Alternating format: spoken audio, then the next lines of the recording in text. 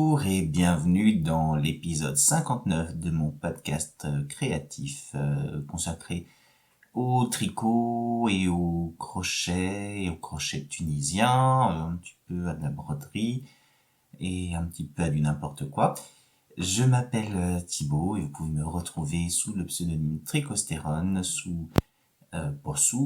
Ravelry, enfin dans Ravelry, un petit passage à vide sur les prépositions là. Enfin, voilà, Ravelry et Instagram également. Épisode 59, tout d'abord, merci à vous pour l'accueil chaleureux que vous avez réservé aux épisodes précédents. J'oublie à chaque fois de vous remercier. Je vous remercie pour tous vos petits commentaires qui me font toujours très plaisir. J'y réponds à chaque fois, même si c'est simplement un petit merci, mais au moins ça vous montre que je les lis. Et voilà, quand il y a besoin d'une réponse plus développée, je le fais avec plaisir. Et merci encore aussi pour tous les pouces vers le haut, ça fait vraiment toujours extrêmement plaisir. Voilà, bah écoutez, on va passer à l'épisode proprement dit. Juste avant j'ai la remarque, oui, j'ai un bouton sur le bout du nez. Non, je ne suis pas en train de me transformer en clown. C'est, je pense, l'adolescence qui revient. Voilà. On va faire abstraction. De toute façon, j'ai pas moyen de faire autrement. Ça fait un jour que je l'ai. Pour l'instant, il s'est pas allumé, clignote pas, rien du tout. Donc, ne vous inquiétez pas. Vous allez l'oublier d'ici une dizaine de minutes. Allez, on va commencer par les objets terminés.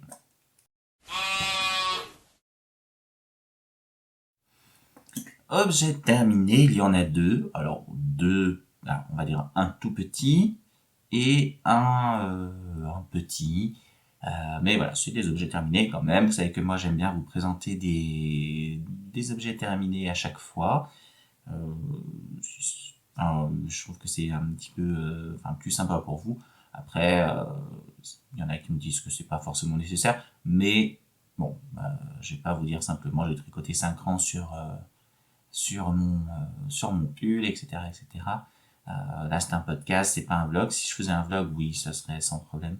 Mais je vous avoue que le vlog, ça me tenterait bien d'en faire, mais j'ai pas le courage.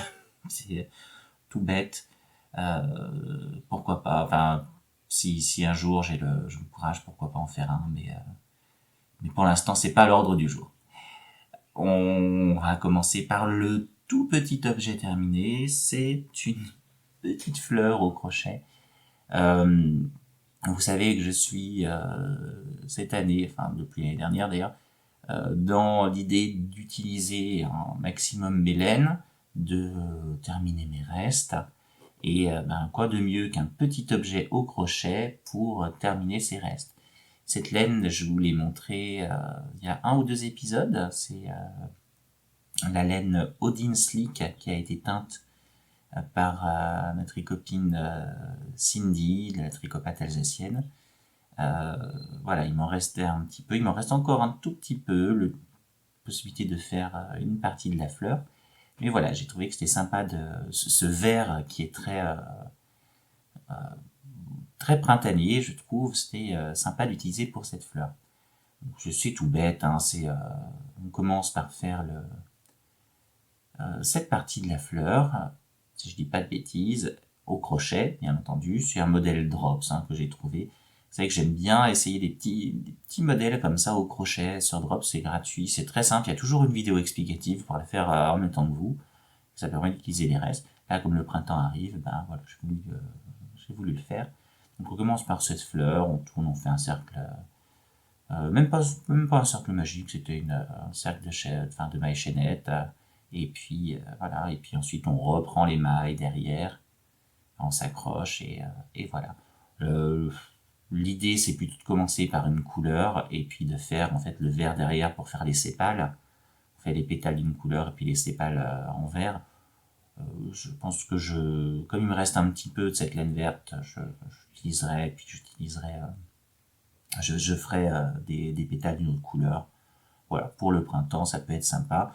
Je vous donne C'est une petite idée si vous avez, mais vraiment, crottonnette de laine, hein,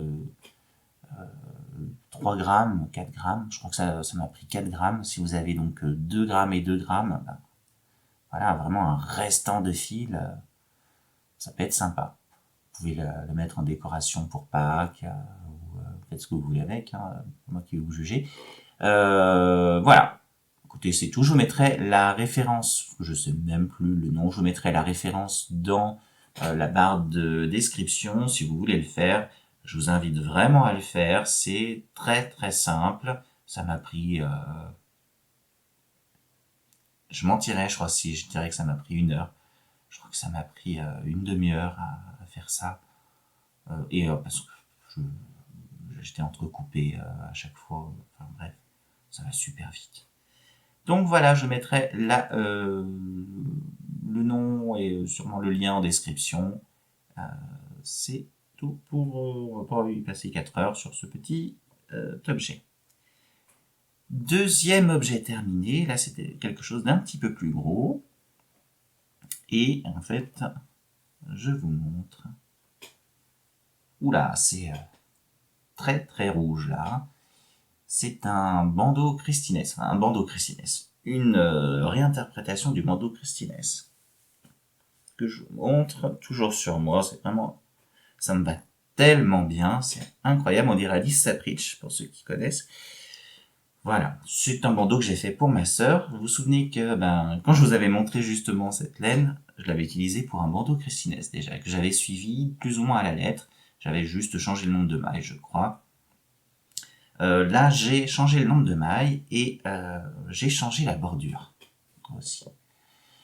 Tout d'abord, petit rappel sur les bandeaux Christines. C'est un bandeau, un patron gratuit qu'a fait ma copine Tobébise, Christelle. Vous pouvez retrouver sur Ravelry, donc gratuitement. Je vous mettrai le lien évidemment dans la description. Vraiment quelque chose de très simple. C'est de la coton anglaise, hein, toute simple, unicolore. Voilà. Et moi, de mon côté, j'ai augmenté le nombre de mailles parce que j'ai utilisé une laine qui était peut-être un petit peu plus fine, ou je voulais quelque chose surtout d'un petit peu plus large. Et j'ai fait une bordure en faux I-cord. C'est-à-dire que j'ai gardé 3 mailles lisières de chaque côté. Sur les rangs endroits, je tricote la première maille à l'endroit, je glisse la deuxième maille à l'envers avec le fil devant, et je tricote la troisième maille à l'endroit. Sur les rangs envers, je fais l'inverse, c'est-à-dire que je glisse la première maille avec le fil devant, je tricote la deuxième maille à l'endroit, et je reglisse la deuxième maille à l'envers avec le fil devant. Et ça fait cette bordure faux I-cord qui n'est pas très épaisse, hein, mais qui est symétrique, réversible. Contrairement à un vrai I-cord qui, lui, n'est pas forcément réversible. Donc voilà, je trouvais que ça allait plutôt pas mal pour faire cette bordure. La laine que j'ai utilisée, c'est de la bamboulaine de Cheval Blanc. Ma copine Jacqueline du Tricoté de Bourg-en-Bresse qui m'avait... quand je lui avais dit que j'aimerais bien essayer cette laine, elle m'en avait offert 2 pelotes comme ça. C'est rouge, alors c'est pas aussi roux, enfin, si, c'est aussi rouge que ça, mais c'est rouge pompier, coquelicot, ils appellent ça. Farbe coquelicot, donc couleur coquelicot. C'est rouge, coquelicot, voilà, pompier, je sais pas comment dire d'autre. La bamboulaine, c'est une qualité, je crois qu'ils ont arrêté Cheval Blanc, mais je comprends pas pourquoi. Enfin, je comprends pas pourquoi aussi, je peux comprendre. On voit vraiment, c'est rouge comme mon nez. Voilà. Vraiment, une laine que j'ai adoré tricoter. Je sais pas comment dire. Et pourtant, alors, vous savez que moi, j'aime pas trop tricoter le Merino Superwash. Là, c'est un peu le même... je sais pas comment dire. Non, ça me fait plus penser à la Charisma de Drops, quelque part. Mais c'est très très doux. Vraiment très doux. Et c'est élastique. Et c'est brillant sans être... Alors, ça brille beaucoup plus à la caméra qu'en vrai. C'est pas ultra brillant en vrai, mais c'est brillant quand même. Ça fait pas brillant plastique. Voilà. C'est composé de 50% de viscose de bambou et de 50% de laine. Je précise pas la laine ce que c'est, je pense pas que ce soit du mérino. C'est super wash. Franchement, 50 grammes pour 110 mètres, donc on est sur une déca. Une déca fine hein, quand même, hein. Il faut pas exagérer, c'est plus sur une sport à mon avis qu'une déca. Mais le seul inconvénient que je pourrais lui trouver, c'est qu'elle a tendance à se dédoubler un petit peu. Mais voilà. Elle fait un petit peu aussi de peluches, mais des peluches qui... c'est des peluches qui s'en vont, en fait. C'est pas des trucs qui restent... ça fait pas des... Ça fait pas des grains, enfin des... Ça fait pas des... Ça fait pas de la bourre. Je sais pas comment dire, ça peut faire un peu de peluche qui s'en va, mais c'est pas... franchement... En fait, je trouve tous les défauts, finalement. Non, mais j'ai adoré la tricoter. J'ai utilisé à peu près 62 grammes pour faire tout le bandeau.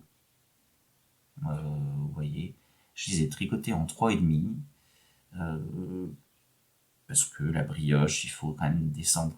Il faut descendre, quand on fait de la brioche, de la côte anglaise, il faut descendre, à mon humble avis, d'une demi-taille d'aiguille pour que ça donne quelque chose quand même qui soit sympa. Sinon, ça fait trop lâche. Que dire sur ce projet? C'est de la côte anglaise, ça monte pas très vite. Là, je l'ai fait en utilisant la méthode des jetés. J'aurais très bien pu utiliser la méthode des mailles doubles pour le faire. Si un jour j'en refais un de bandeau Crestines, je pense que j'utiliserai la méthode des mailles doubles pour le faire. Ça ira plus vite que la méthode des jetés. Voilà. Écoutez, c'est tout ce que j'avais envie de dire dessus. À un moment, j'ai fait une erreur. Il y avait une maille qui s'était barrée, je sais pas. Je l'ai rattrapée comme j'ai pu. Et ben, je ne retrouve pas l'erreur, donc ma foi, c'est pas grave. Si au tout début j'avais fait une autre erreur, c'est-à-dire que j'avais dû pas passer le fil devant dans la bordure. J'avais dû oublier de passer le fil devant et bref, ça se voyait, mais c'était vraiment au tout début, vraiment juste après le remontage. Donc comme le remontage est pris dans le nœud là comme ça, hein, c'est tout bête hein, dans la couture, hein, on fait une couture, vous savez, comme pour les comme pour le bandeau. Ouais, on va se ressaisir, on va y arriver. Comme pour le bandeau Frida, hein, c'est le même principe. On rapproche les bords qu'on plie en deux et puis on coud. Donc, bon, voilà, l'erreur, elle se voyait pas. J'ai pas voulu défaire. Voilà pour cet objet terminé, le deuxième et le seul. Enfin, le seul. Alors, je dis n'importe quoi. Le deuxième et le seul, ça veut rien dire. Le deuxième et le dernier objet terminé du mois. On va passer aux encours qui avancent bien, qui avancent quand même, et quelque chose, une bonne nouvelle dans les encours. Allez, on passe tout de suite aux encours.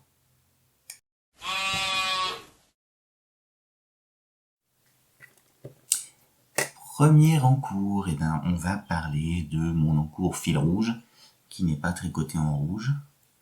C'est l'étole Saint-Martin, voilà, qui avance à son rythme, doucement. Vous savez que l'année dernière, l'étole fil rouge, c'était mon étole fer fil d'arc-en-ciel. Là, cette année, ce sera la Saint-Martin.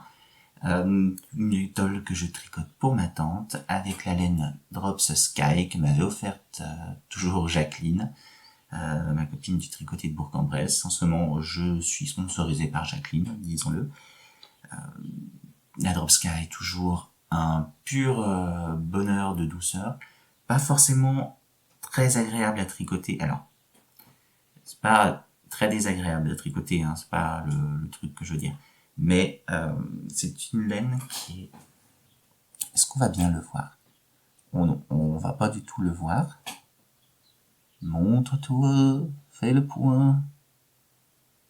Bref, c'est une laine qui est en chaînette, en fait. Et qui est très très légère. Et on a l'impression qu'on n'a rien dans les mains. Donc si vous avez peut-être de l'arthrose, des choses comme ça, c'est pas forcément indiqué pour vous. Donc, voilà. C'est moi qui ai des grosses mains, pas très souples, ça peut être un petit souci pour ça. Mais ça va, hein, je suis pas en train de souffrir, en train de la tricoter. Par contre, au porter, au toucher, moi, j'adore. J'adore. Il y a de l'alpaga, du mérino et je crois du polyamide. Mais voilà. Donc c'est un modèle gratuit, je le rappelle, que vous pouvez trouver sur Ravelry. Je vous mettrai le lien en description. J'ai pas mis de marqueur parce que là j'ai pas envie de, comme c'est de la laine qui est un peu fine, qui peut se prendre les marqueurs, j'ai pas très envie de les, j'aurais peur d'abîmer la laine. Mais j'ai tricoté au moins ça depuis le mois dernier. C'est vraiment quelque chose que je fais j'allais dire en dilettante, non c'est pas ça, mais vraiment en projet fil rouge. Je fais une répétition c'est 18 rangs et généralement je fais une demi à une répétition par semaine.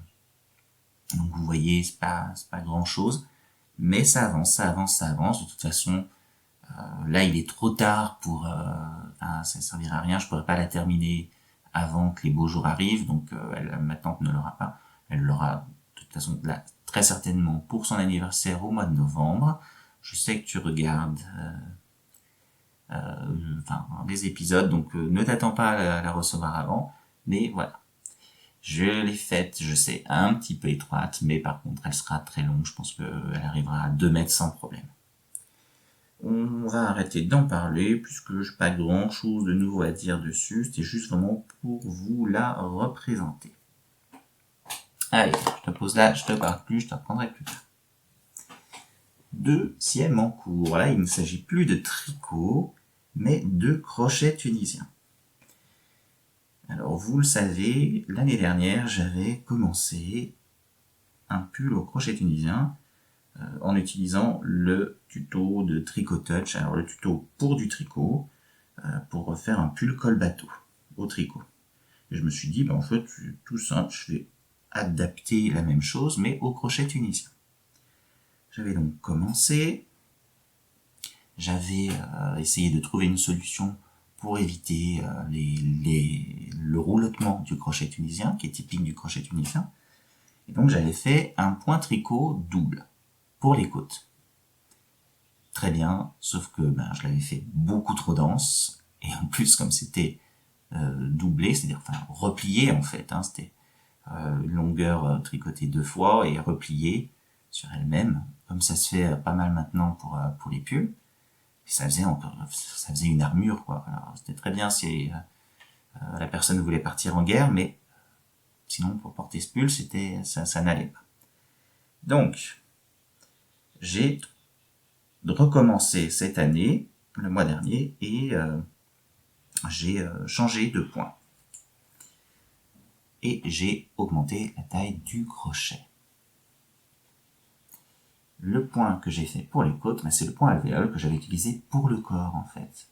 Il ne rebique absolument pas. Je vous ai expliqué le mois dernier que j'avais tenté autre chose, des fausses côtes anglaises, mais ça rebiquait quand même. On a tous apprécié le moment claquage de porte de la bonnette. C'est fou, hein. Je sais pas ce qu'elle fait. À mon avis, ça doit être un chat, parce qu'elle entre et elle sort toutes les 5 minutes. Donc elle doit détester les portes fermées, comme les chats. Voilà. Donc, je vous disais point alvéole qui ne repique pas, et pour le corps, un point tunisien simple. Là, vous voyez une démarcation. C'est pas un problème de bain, c'est simplement que j'avais bloqué, j'avais lavé quand j'en suis arrivé là, et ensuite j'ai recommencé. On voit bien la différence.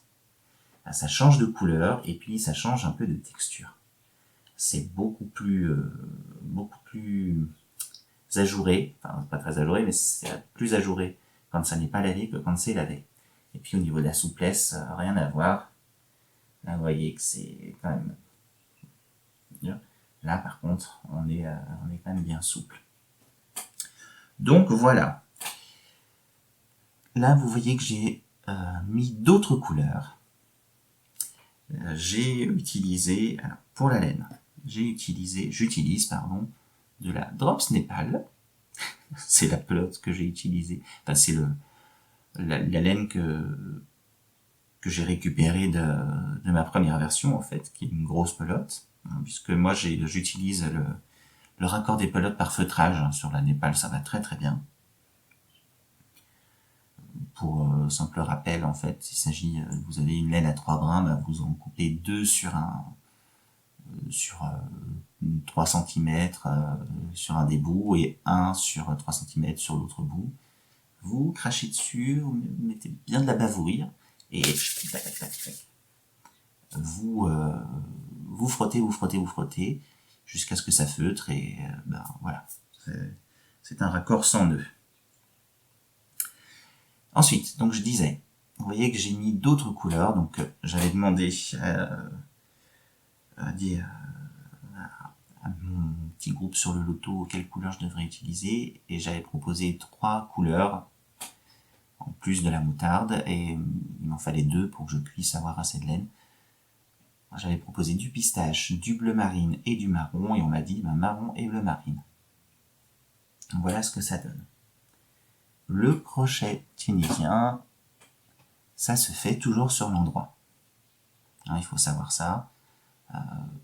Et donc, quand vous utilisez 2 couleurs, un coup vous lavez à gauche la couleur, un coup vous lavez à droite. Un petit peu comme la brioche, en fait, bicolore. Donc, si vous regardez bien, en fait, un coup, on va tricoter les rangs allés. Enfin, on va tricoter pas du tout. On va tunique-crocheter les rangs allés avec la couleur A et le rang retour avec la couleur B. Mais au rang suivant, la couleur B qui était ici, et ben, elle se retrouve ici puisqu'on a fait le retour. Et donc, on va tunique-crocheter les rangs allés avec la couleur B.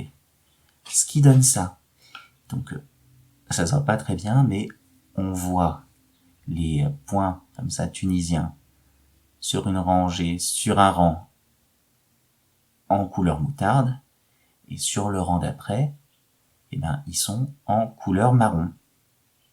Et inversement, je vais essayer de rapprocher pour que vous voyez bien. Est-ce qu'on verra mieux peut-être sur le bleu? Je ne sais pas. Oui, sur le bleu, on voit mieux. Vous voyez l'effet? Là, les petits rangs, petites mailles comme ça, c'est le rang retour, et les barres, c'est le rang aller. Et donc, vous voyez qu'un coup, on a les rangs aller, les barres qui sont en moutarde, et le rang suivant, bah, elles sont en bleu. Et par contre, les rangs retour, ils sont en moutarde, enfin, ils sont bleus, et au rang suivant, en moutarde. Donc ça, c'est quelque chose du crochet tunisien, c'est normal. Et ça fait quelque chose de assez sympa, je trouve. Là, je vais bientôt terminer le dos. En fait, j'ai recommencé les côtes parce que ça va être un pull col bateau. Donc, ça va être un rectangle, des côtes sur le dessus qui vont faire le col, et puis bah, on va coudre une partie, le reste sera pas cousu, tout simplement, et puis ensuite je ferai des manches. Donc voilà, donc c'est pas bloqué, c'est pas lavé, donc c'est pour ça ça gondole, c'est encore pas souple. Mais une fois que ce sera lavé, ce sera beaucoup plus souple. Je vous montre l'arrière parce que je trouve que c'est sympa. Ça vous fait des rayures assez sympas à l'arrière. Pourquoi pas faire un pull au crochet tunisien sur l'envers une fois. Sur l'envers une fois, à l'envers une fois. Voilà. J'espère que j'aurai quand même assez de laine. J'espère que j'en aurai encore chez ma mère, qui doit en rester, la Népal moutarde. Sinon, ça risque d'être un tout petit peu juste. C'est pour ça que j'ai utilisé des laines pour faire des rayures. Mais ça risque quand même d'être juste. Ça mange quand même pas mal de laine, hein, le crochet tunisien. Il faut le savoir. mais c'est quelque chose de vraiment très sympa. Je saurais, enfin, franchement, je vous conseille. C'est quelque chose de très méditatif. C'est un petit peu comme quand on fait du jersey au tricot. Le mouvement est très très simple. Enfin, franchement, j'adore ça. Après, évidemment, ça dépend des points. Il y a des inconvénients, c'est que c'est vrai que ça peut être un petit peu plus, un petit peu épais. Donc, je l'ai fait avec de la Népalque et de la Haran. C'était peut-être pas le meilleur choix pour faire un vêtement, mais oui, ça restait quand même souple. On dit que c'est pas élastique. Moi, je suis désolé, mais c'est pas hyper élastique, mais quand même. Voilà. Aussi bien en largeur qu'en hauteur, il y a quand même un peu d'élasticité. Pas très élastique, faut pas non plus exagérer, c'est pas élastique comme du tricot. C'est normal, hein, c'est pas, il y a ces mailles chaînettes, en fait, sur les rangs retours qui empêchent cette élasticité. Mais voilà, selon comment vous crochetez, on peut rester quand même un petit peu élastique. Donc voilà pour l'avancée du pull au crochet tunisien. Cette semaine, j'ai prévu de terminer donc le dos et puis on verra si je peux monter le devant. Je vous dis ça, pourquoi? Eh bien, parce que il y a un encours que je vais reprendre. Si vous me suivez, vous savez que il y a peu, je tricotais, enfin il y a quelques mois, j'avais commencé un gilet pour ma maman. Oh, c'est mon aiguille qui s'est prise dedans. Pas du tout mon aiguille. Mais un gilet, selon un tuto de tricotage, hein, donc sans patron également, voilà, que je tricote en Zeman Royal, Bordeaux, là, qui est beaucoup plus clair que ce qu'elle n'est en vrai, mais en couleur aubergine, hein, vraiment, entre cassis et aubergine.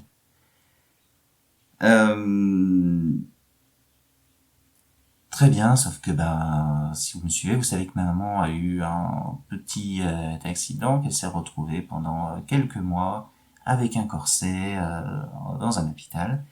Et cette semaine, et donc du coup j'ai dû arrêter le, le tricot de ce gilet puisque j'étais aux manches et que je voulais vérifier que tout était, la longueur des manches avant de commencer les coups. C'est arrivé juste avant que je puisse vérifier ça. Donc j'ai dû stopper net le truc. Et cette semaine, donc, elle a passé des radios et parce qu'elle avait un tassement de vertèbres. Et donc ça y est, ça s'est consolidé et on lui a enlevé son corset. Donc ce week-end, elle a eu la première permission de sortie du week-end. Et donc je vais la chercher ce matin. Et je l'ai ramené chez elle et j'en ai profité pour lui faire essayer le gilet. Et la manche, je crois que je vais devoir défaire un ou deux rangs de la manche et commencer les côtes. Donc il était temps. Donc ce gilet qui est quasiment terminé, il me reste plus qu'à finalement terminer cette manche et ensuite remonter, relever les mailles pour l'autre manche et faire l'autre manche et coudre ce côté-là. Puisque je ne le couds que quand j'ai commencé la manche, que la manche est déjà un petit peu avancée. Comme ça, je peux faire la couture et puis relier bien correctement. La manche, je la tricote en rond, comme vous avez pu voir.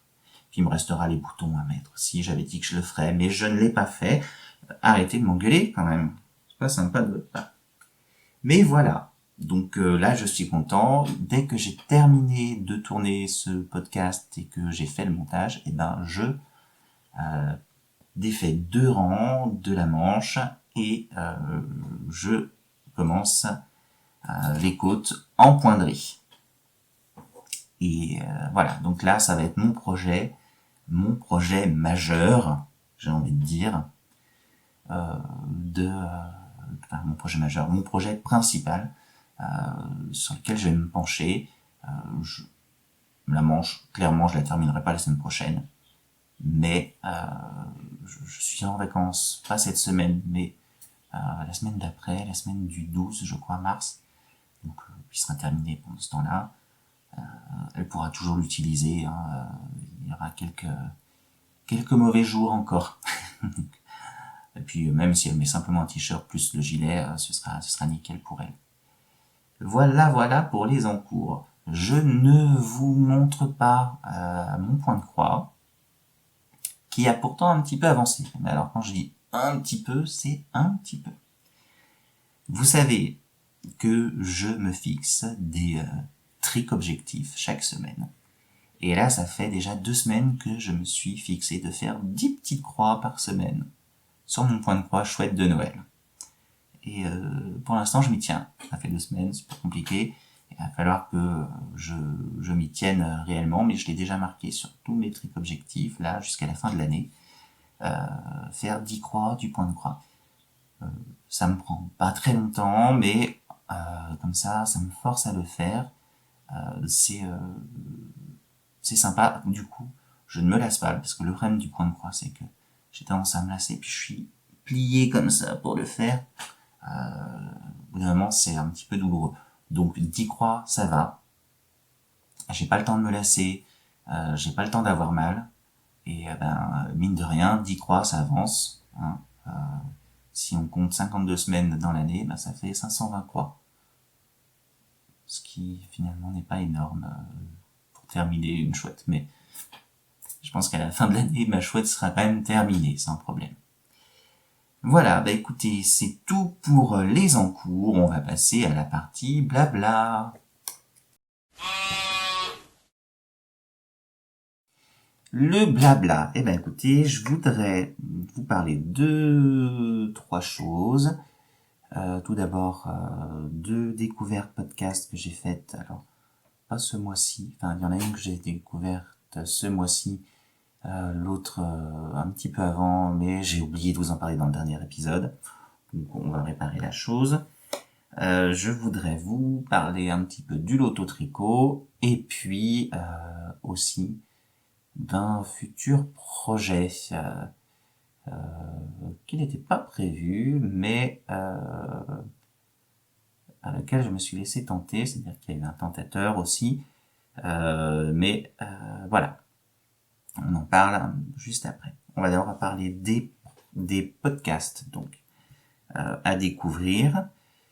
Tout d'abord, donc, c'est le podcast Encore une maille, qui doit être à son 6e ou 7e podcast, et je l'ai découvert ce mois-ci, tout bêtement, où je les ai tous regardés d'un seul coup, pendant un week-end où j'avais des petits soucis de santé, rien de grave, mais voilà, comme un petit peu tout le monde je crois ce mois-ci, j'ai eu mal au ventre. Donc je suis resté chez moi le week-end et puis j'en ai profité pour regarder des podcasts.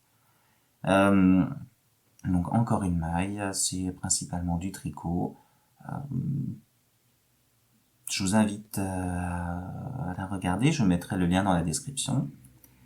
Et puis deuxième podcast là par contre que je connais depuis un petit peu plus longtemps, mais dont j'ai oublié de vous parler, c'est Ma Petite Médiathèque. Alors c'est un podcast qui, comme son nom l'indique, parle de lecture. Moi, la lecture, c'est pas mon truc.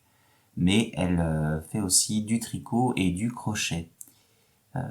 Elle fait des podcasts séparés, des sortes de vlogs séparés de tricot crochet par rapport à la lecture. Et puis, elle fait aussi des parties d'autres vidéos où elle mélange lecture et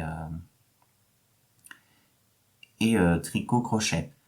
Donc je vous invite à la découvrir. C'est très sympa. Il y a des jeux, elle utilise de très jolies couleurs, des tons, comment dire, des tons un peu arc-en-ciel, mais arc-en-ciel foncé. Enfin, j'arrive pas à décrire, mais c'est des couleurs qui sont oui, arc-en-ciel foncé, voilà. Bref, rien de bling bling. des choses, moi qui, pour moi, provoquent une grosse nostalgie. Je sais pas si je vous en ai déjà parlé, je crois bien que oui. Mais quand j'étais petit, un jour, mes grands-parents paternels étaient venus à la maison avec des bougies, un petit peu de toutes les formes, des bougies carrées, des bougies rondes, qui avaient des couleurs, des couleurs un peu spéciales, justement, un petit peu arc-en-ciel, des couleurs des années 60. Pour moi, c'est ça, les couleurs des années 60. Genre du parme foncé, du vert un peu poire, vous savez, ce vert qui est très jaune, ce genre de choses, le jaune moutarde, c'était des couleurs comme ça, sur des bougies qui sont pas, alors j'allais pas dire pas unies, mais comment dire, où on a l'impression que c'est des bougies qui sont un petit peu compactées, vous voyez. On n'a pas fait fondre la cire pour la faire, mais elle est plutôt, c'est plutôt des granules de cire qui auraient été compactées. Vous voyez un petit peu cet effet, ce genre de choses. Non, je sais pas si vous voyez, j'ai du mal à décrire. Mais voilà. Et ces bougies, donc il devait y en avoir une douzaine, je sais pas, d'un petit peu toutes les tailles. Et avec ma sœur, on jouait avec, je sais pas pourquoi. Mais je me souviens de ces couleurs que j'ai toujours beaucoup aimées. Et ben, je retrouve un petit peu cette ambiance dans son univers de couleurs. Voilà, donc ça crée quelque chose de vraiment une petite nostalgie qui me plaît beaucoup. Euh, et puis elle a, c'est pas du tout péjoratif hein, ce que je vais dire, mais elle a un côté quand elle tourne, il y a un côté un peu je tourne dans une bibliothèque, vous voyez ce que je veux dire, dans un endroit fermé, euh, pas pas un endroit poussiéreux, mais un peu vous voyez cette ambiance. Je dis pas que c'est poussiéreux chez elle, hein, mais il y a cette ambiance là de bibliothèque. Et je revois un petit peu l'histoire sans fin, ou alors il y a peut-être un côté peut-être Harry Potter, ou je sais pas, il y a quelque chose. Je suis pas un fan d'Harry Potter du tout, mais vous voyez ce genre de choses. Donc oui, il y a vraiment une ambiance qui me plaît beaucoup dans son podcast.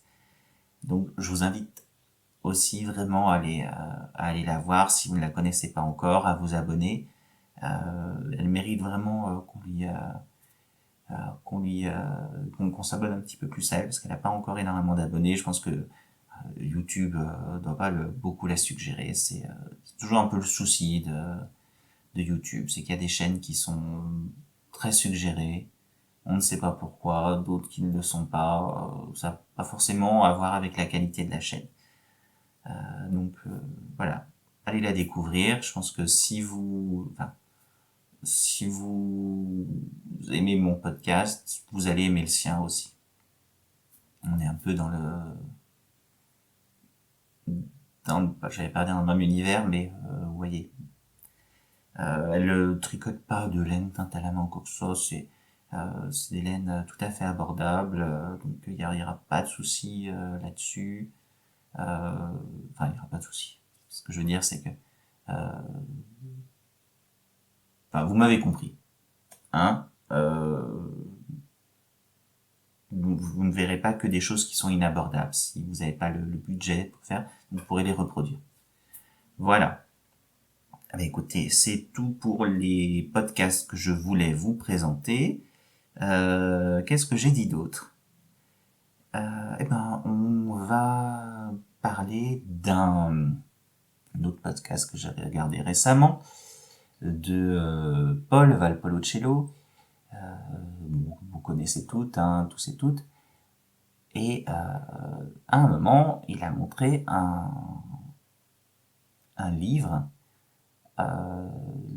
sur des châles construits en circulaire, des châles en jacquard, construits en circulaire et qu'on stickait après, et qui avaient des motifs géométriques.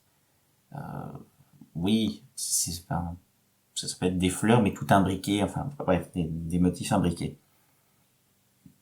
Et Donc voilà, il a dit que il allait tricoter, enfin en tricoter un. Et moi dessous, je lui ai simplement noté un petit commentaire en disant que vraiment ils étaient très jolis ces châles. Bon, que la couleur dans laquelle l'auteur les faisait, enfin les couleurs dans lesquelles l'auteur les faisait, dans lesquelles, je vais y arriver, les couleurs dans lesquelles l'auteur les tricotait ne me plaisaient pas trop. Mais par contre, j'imaginais bien des choses idéales. Moi, ça aurait été vert émeraude et cru, par exemple. Mais enfin, ce genre de cette gamme de couleurs. Et évidemment, Paul saisit l'occasion et me dit, ben, c'est pas saisi la location, saisit l'occasion et me dit, tricotons-le ensemble. J'ai pas hésité très longtemps avant de lui dire oui.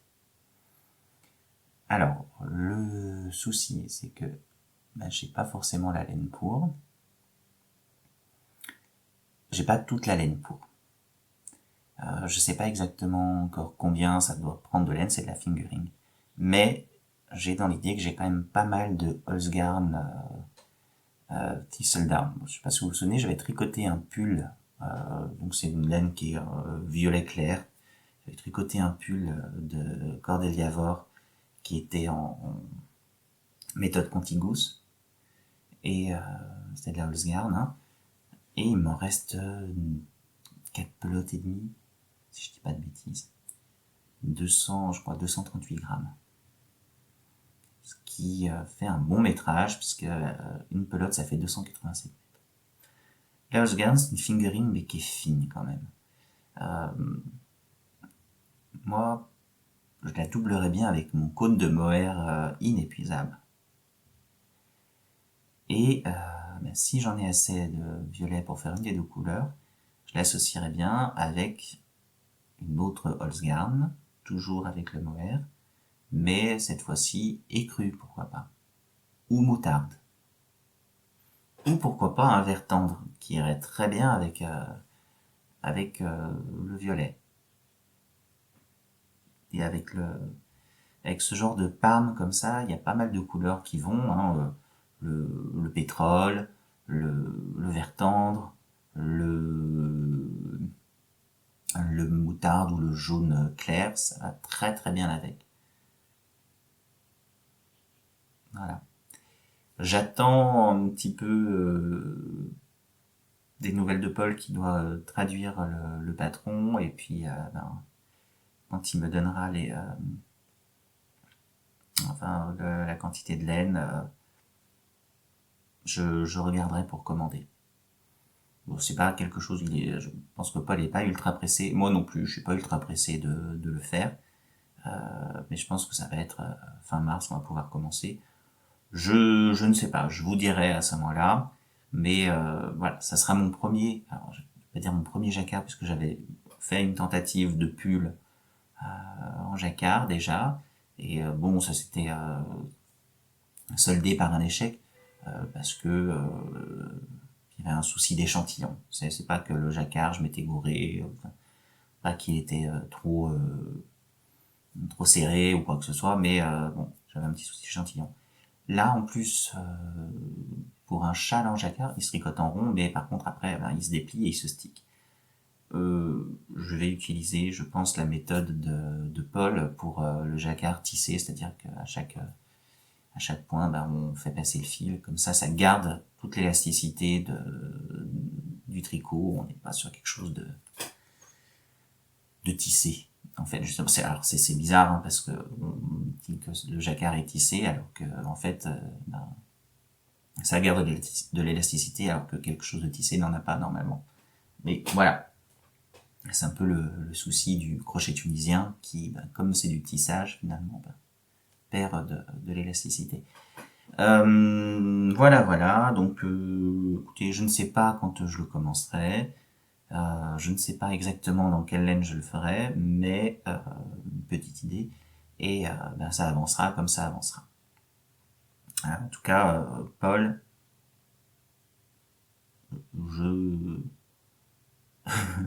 j'allais dire, je ne te remercie pas d'avoir montré de si beaux châles. si, franchement, je suis enthousiasmé par ce projet.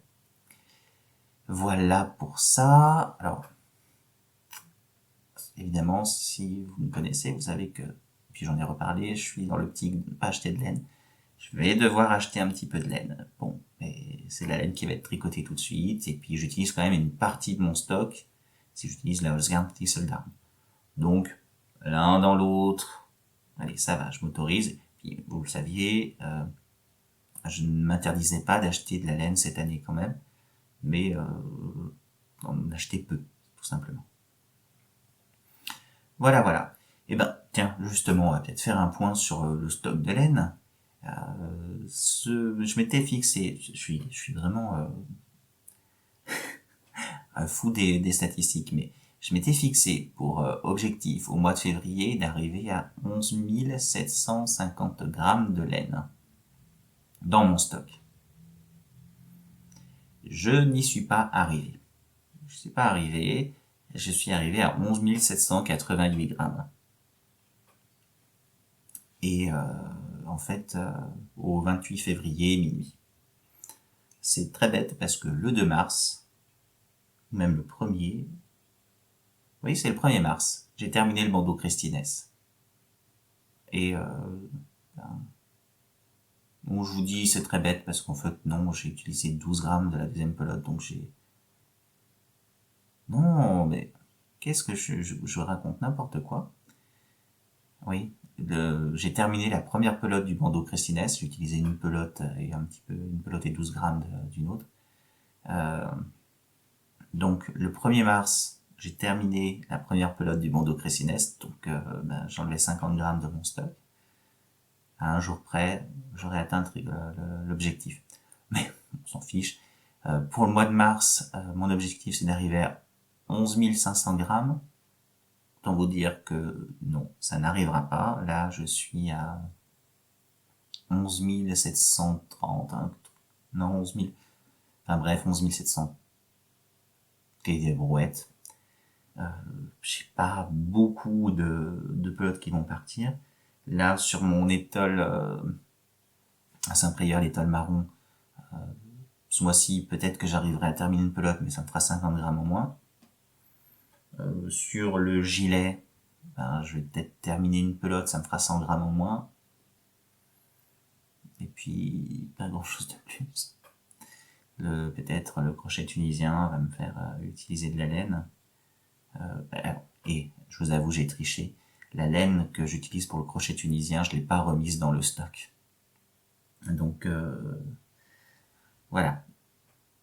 C'est pas bien, hein, mais bon, j'ai pas envie. Mais en même temps, comme pendant que je le fais, j'avance, je sors pas d'autres laines de mon stock, donc c'est comme si je faisais rien. Puis je sais que je vais vite l'utiliser. Vous m'en voulez pas? Bon. Allez, on va passer à autre chose. Maintenant, on va parler un petit peu du loto tricot. Donc, vous avez peut-être vu que la gagnante du mois de février a été tirée au sort.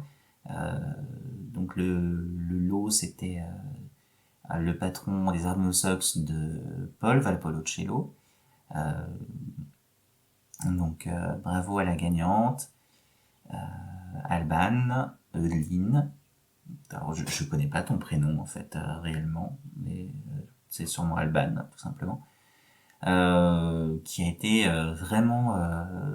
alors, ça m'a fait extrêmement plaisir parce que elle était ravie d'avoir gagné. Surtout que c'était des chaussettes qu'elle avait... Enfin, la case cochée, la case numéro 13, sur sa grille de loto, c'était des chaussettes qu'elle avait tricotées pour son papa. Et donc, elle était d'autant plus contente d'avoir gagné avec ce projet-là. Elle en a parlé. Ça m'a beaucoup touché parce elle était vraiment contente. Elle en a parlé à toute sa famille. Elle s'est fait féliciter par son papa, etc. Donc, voilà. Merci beaucoup de m'avoir raconté tout ça, Alban, parce que ça m'a vraiment fait chaud au cœur. Et c'est tout bête. Paul a gentiment offert le patron. On a Domi Victoire qui a aussi qui va lui envoyer un petit quelque chose en plus. des petits marqueurs qu'elle a fait elle-même. Merci beaucoup Demi Victoire. Pour ça, c'est vraiment hyper sympa. Euh, c'est tout bête, c'est pas grand chose, et en même temps, ça rend les gens très heureux. Euh, Isabelle, je ne t'ai pas oublié pour les chevaux. Le colis est dans ma voiture. J'étais allé une première fois à la poste. Je me suis dit, allez, prends du temps, tant pis. J'étais parti très tôt, avant le boulot, pour aller à la poste, pour pouvoir te mettre le colis. Ils m'ont dit, non, non, là, il n'y a pas assez de scotch, ça risque de s'ouvrir. Il faut que vous le refassiez. Bref, donc j'avais trouvé le temps de le faire, et puis, voilà. Donc je l'ai ramené, puis le temps que je le refasse, etc., etc. Voilà, j'ai toujours pas pu aller à la poste pour te le redonner, mais il est dans la voiture, rescotché, et voilà, je voulais y aller ce matin, et puis finalement, comme je suis allé chercher ma mère à l'hôpital, je n'ai pas pu. La semaine prochaine, alors pas cette semaine, mais la semaine prochaine, je suis en vacances, donc je te le posterai, ça c'est promis. Voilà, voilà. Sinon, le loto, toujours une très bonne ambiance. Le, je vous le rappelle, si vous faites partie de l'aventure du loto et que vous n'êtes pas sur le groupe Instagram et que vous avez un compte Instagram, n'hésitez pas à me le dire, que je vous rajoute sur le groupe. J'ai découvert une participante que j'avais oublié d'ajouter sur le groupe. Et voilà, ça a été rectifié. Mais voilà, n'hésitez pas à me le dire, hein, donc si c'est le cas. N'oubliez pas de remplir les grilles communes du loto que vous trouvez sur le groupe Instagram. Si vous n'avez plus le lien, demandez-le, on vous le redonnera. Mais comme ça permet de bien remplir les cases et que vous validiez vos participations au tirage au sort. Eh bien écoutez, c'est tout ce que j'avais à vous dire pour ce mois-ci. Le mois prochain, qu'est-ce qu'on aura terminé? On aura le gilet, je vous le montrerai. Je le, je le, je ferai sûrement une petite vidéo à part pour vous le montrer, enfin une petite vidéo, un petit bout de vidéo à part que j'insérerai dans le prochain podcast. Parce que comme il va être bientôt terminé, je le donnerai le plus rapidement possible à ma mère. Et puis, le pull au crochet tunisien avancera, l'étole avancera, et si, j'ai oublié de vous parler de quelque chose, un projet de vidéo que j'ai commencé, qui n'est pas ultra pressé. En fait, je me suis posé la question à un moment de la quantité de fil. Justement, je me suis posé la question par rapport au crochet tunisien. Je me disais, est-ce que tel point va manger plus de fil qu'un autre? Et au tricot, en fait, oui, on sait qu'il y a des points qui mangent beaucoup de fil. Les côtes, notamment, mangent beaucoup de fil, puisqu'on passe le fil devant, derrière, ça mange plus de fil que du jersey. Le point mousse mange beaucoup de fil aussi. La brioche mange beaucoup de fil aussi. Mais on n'a jamais vraiment quantifié. Enfin, j'ai pas trouvé de renseignements concernant les quantités de fil que consommait tel ou tel point. Donc je me suis dit, l'idée, c'est de tricoter des échantillons de plusieurs points. Alors pas des petits échantillons de 10 par 10, parce que sinon ça suffit pas pour avoir une donnée un peu précise, mais je vais tricoter des échantillons un petit peu conséquents. Je voudrais qu'ils fassent à peu près 15 grammes chacun, pour que ce soit parlant. Une fois que ce sera tricoté, je vais mesurer le tissu qui a été fait, que ça donne. Et je vais rapporter le poids par rapport au centimètre carré. Voilà. Et donc, on pourra savoir que le jersey, ça aura un poids. Alors, je vais pas donner un poids au centimètre carré, puisque c'est pas parlant, puisqu'avec telle laine, ça fera ça, avec telle aiguille, ça fera ça, telle laine, ça fera ça, etc., etc. Donc, c'est pas tellement le poids au centimètre carré qui sera pertinent, mais en fait on va lui donner un indice. C'est-à-dire que si le jersey utilise 0,001 g au centimètre carré, ben 0,001 g, ce sera un indice 1. Si le point mousse utilise 0,002 g au centimètre carré, ça nous fera un indice 2. Donc vous saurez que le point mousse utilise 2 fois plus de laine au centimètre carré que le jersey. Si les côtes, ça utilise 0,0015 g de laine au centimètre carré, vous saurez que ça fera un indice 1,5. Et donc ça utilise 1,5 fois plus de laine que le jersey, etc., etc. L'idée, c'est pas de le faire sur 12 millions de points, mais d'en faire sur peut-être 4, 5, 6 points. Pourquoi pas de faire une première vidéo, et puis ensuite, si ça vous intéresse, je peux continuer avec d'autres points, faire une deuxième vidéo, etc., etc. Ça prend du temps quand même de faire ces petits échantillons. Et là, pour l'instant, j'ai une balance qui n'est pas précise. J'ai une balance qui pèse au gramme et qui demande 4 grammes minimum pour peser. Donc si j'utilise 15 grammes, en fait, si elle me pèse 15 grammes, ça peut être 14,1 grammes peut-être, ça peut être 15,9 grammes. Donc on aura des chiffres qui seront vraiment pas précis et ce serait dommage. Ça fausserait vraiment. Donc je vais commander une balance de précision qui sera à 0,1 g. Là, ce sera suffisant quand même que l'échantillon fasse 15,1 g ou 15,2 g.